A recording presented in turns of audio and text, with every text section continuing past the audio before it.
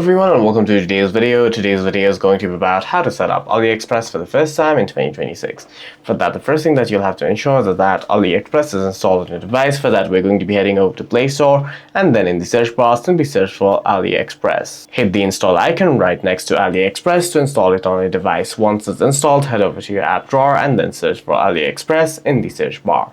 Open up the AliExpress app on your device. Tap on Enable All Notifications, allow all permissions that AliExpress requires, select your country. If your location is turned on, the country will be detected automatically and then hit Continue. For that, you can either continue with Google, Passkey, Facebook, Twitter, X, or your email address. You enter your email address and then hit Continue.